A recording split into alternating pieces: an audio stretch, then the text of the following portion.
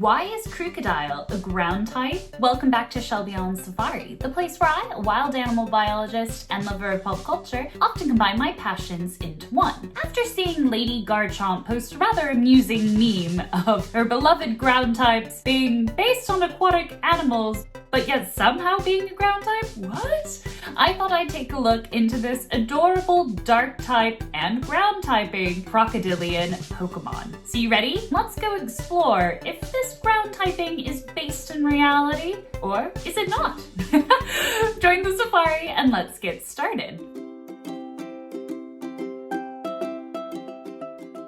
As with any of my videos, it is always best to first look at the source material. And in that case, we're looking at the Pokedexes. And in the Pokedex entries, there certainly seems to be a theme. Their incredible vision, their patience, as well as their bite. Not to mention their attitude. When it spots prey, even at a distance of over 30 miles, it swims through the desert as if it were water, then jumps out and chomps them. I like how matter-of-fact the Pokedex entry is with things such as that. Fair play. They also mention, while terribly aggressive, Krookodile also has the patience to stay hidden under sand for days, lying in wait for prey. Now, there are definitely some similarities between Krookodile and the crocodilians of our world. That bite factor, the lying and waiting for their prey. But there are two particular crocodilian species that Krookodile reminds me of. First up is the slender-snouted crocodile, of which there are actually two species of, Central African and West African. The slender-snouted crocodile sometimes has black splotches on their backs,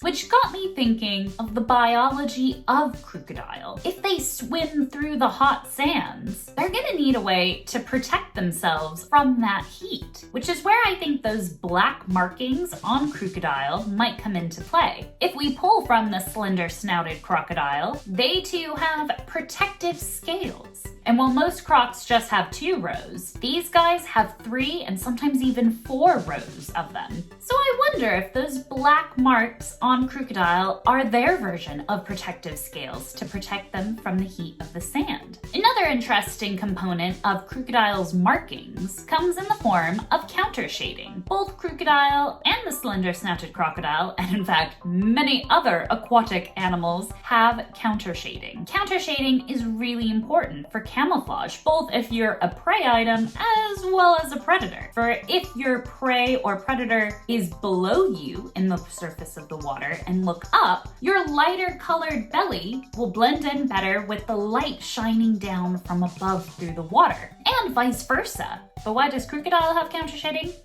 Your guess is as good as mine. I bet they must have evolved from a Pokemon that was certainly aquatic. But that's not saying they haven't adapted well to their life on land and as a ground-type Pokemon. Consider their eyes. The black around their eyes? That makes me think of a few other animals that have black around their eyes that act as built-in sunglasses. But if you're Ash's Krookodile, you already got some shades. Now, why would Krookodile have a slender snout? Well, in the animal world, the slender-snouted crocodile has one because it helps them catch their favorite prey, fish. Their snout is lighter and narrower, which is perfect for catching fish, really. But then that got me thinking of Krookodile now being on land and being a ground-type Pokemon. What's his prey? It certainly ain't gonna be Magikarps flopping in the desert. I wouldn't think in the harsh kind of desert climates that it would go for maybe something sturdy like a Hippodon or things like that. No, I'm thinking something lighter and in the air. So Krookodile's waiting in the sands and then snatching prey from above. Let me know in the comments below what Pokemon you think would fit that category. Vibrava, maybe? While the slender-snouted crocodile is quick in the water, they are one of the few crocodilian species that are known to climb trees. So not quite as terrestrial as Krookodile, but certainly a lot closer than some of the other crocodilian species out there. Now, the one thing that is a big difference between Krookodile and the slender-snouted crocodile is, well, the slender-snouted crocodile is a bit more shy and more elusive than Krookodile, which in the Pokedex entry states are quite aggressive and quite bold. Enter and then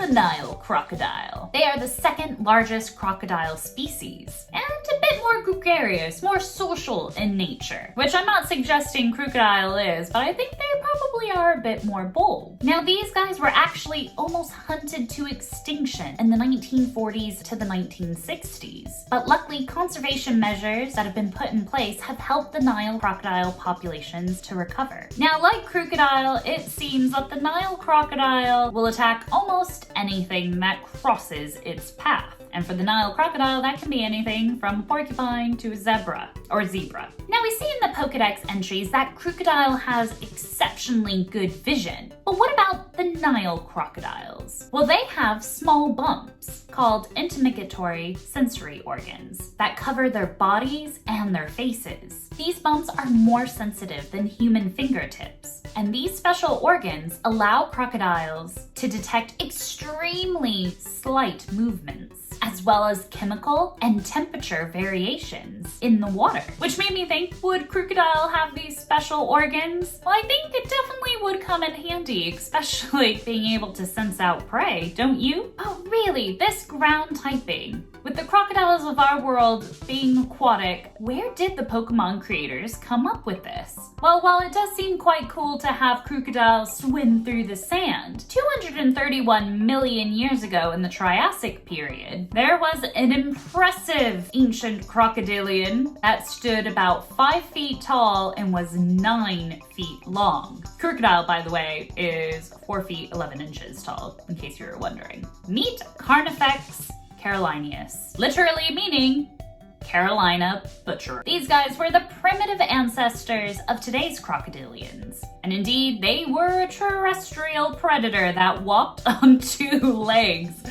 Oh, that must have been scary. Now, these guys definitely owned the turf because they were the predators in town. Because they actually showed up before the dinosaurs did. And while this guy is extinct now, I certainly think he may have influenced Krookodile just a bit. So what do you think? Is Krookodile more like the slender-snouted crocodile, or is he in a league of his own? Let me know what you think in the comments down below. And to keep your adventure going, why not check out my video right here on another terrifying Pokemon, Stuffle. That's right, we're gonna explore if Stuffle is really like a red panda. Go on, click it. I'll see you over there. Thanks so much for watching.